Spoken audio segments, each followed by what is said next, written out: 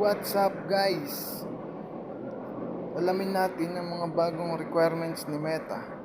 Okay, let's go. Click lang natin tong Facebook apps. And then click natin tong 3 line. And then click natin tong ating profile.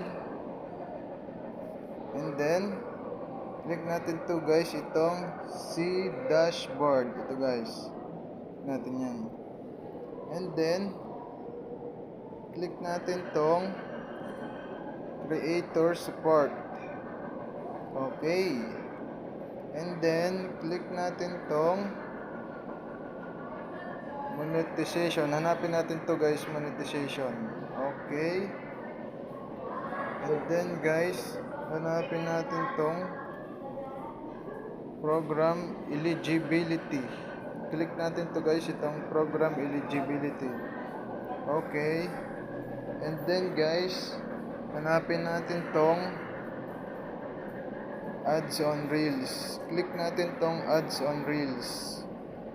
Okay guys, ito na, lumabas na yung requirements ni Meta. Eligibility requirements for ads on Facebook Reels. Basahin natin to guys ng mga natin. What are the eligibility requirements for ads on Facebook Reels? Here, how you can become eligible to start earning money with ads on Facebook Reels. Okay, number 1, you must be invited to program. Okay guys, ito ang ibig sabihin yan. Kailangan daw mag-invite ka ng mga madaming marites. Joke lang guys. Kailangan daw invited ka ni Meta sa mga program. Okay, number 2, you must be on a new page or professional mode for profiles. Ibig sabihin niyan guys, kailangan daw bukas daw yung isipan mo sa bagong mundo ni Meta. Joke lang guys. Number 3, you must pass and remain compliant with Facebook partner monetization policies and content monetization policies.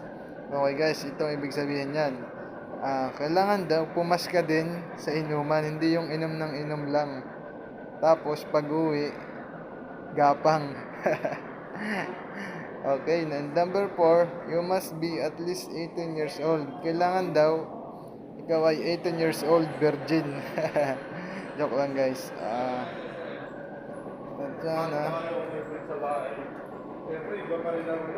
At sana guys, may natutunan kayo.